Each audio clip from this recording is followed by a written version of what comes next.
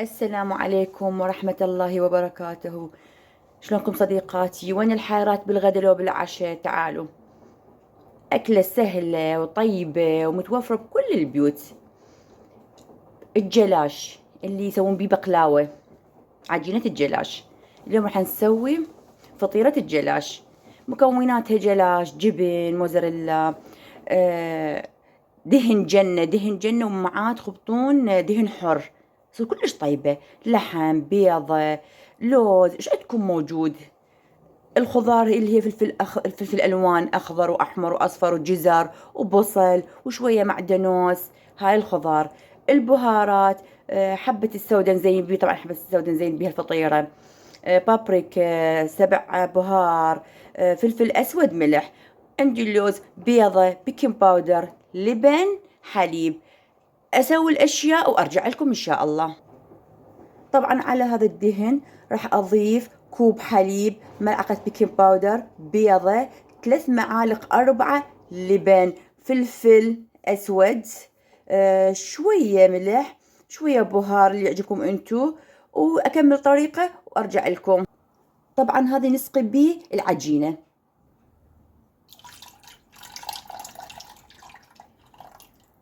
بسم الله الرحمن الرحيم. نضيف ملعقة بيكنج باودر، مو كلش كبيرة، عادية يعني. بسم الله الرحمن الرحيم. حتى تنفش لنا العجينة. ضفت قليل من البهارات اللي موجودة قدامكم على الصلصة، وباقي البهار خليه على الخضار ويا اللحم. جهزت عندنا الصلصة اللي راح نسقي بيها الجلاش. هنا حضرنا الصينية اللي راح نشوي بيها الفطيرة اللي هي عجينة الجلاش. راح أدهن أول طبقة وأشوفكم الطريقة.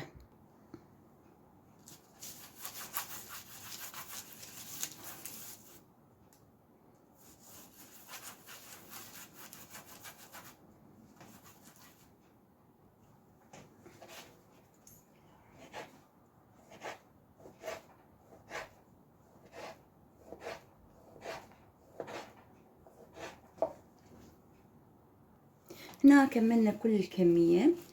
شوفوا كأنما عشان شرائح حلوة صارت. راح أضيف نص الكمية صينية الشوي وأرجع لكم. هنا ضفت نص الكمية وراح أسقيها بهاي الصلصة اللي سويتها قدامكم. طبعا الكهرباء طافية ودا أشتغل. بسم الله الرحمن الرحيم. أسقيها كلها سقي زين وأرجع لكم. سقيت الطبقة الأولى وراح أخليها على جنب إلى أن أسوي الحشوة مال اللحم وأرجع لكم. هنا قليت اللوز والبصل. البصل ما أريده يحمل زايد، أريده مجرد يذبل، بس يذبل، وأضيف اللحم والبهارات. بعد ما أخذ اللحم مع البصل واللوز تشويحة حلوة، راح أضيف باقي الخضار.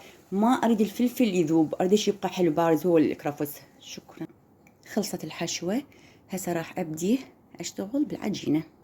طبعا احنا بهاي الأثناء مشغلين الفرن. هسه راح أضيف أول طبقة قليل من الجبن، هيك جبن موزاريلا أخلي قليل، وأخلي الحشوة كاملة فوق العجينة وأرجع لكم. هنا كملنا هسه أول حشوة. هسه راح أضيف الجبن وارجع أضيف الطبقة الجلاش الباقي وارجع لكم. كملنا طبقة الجبن، راح أخلي طبقة الجلاش. خليت الطبقة الثانية مال الجلاش. هسه راح أضيف باقي الصلصة.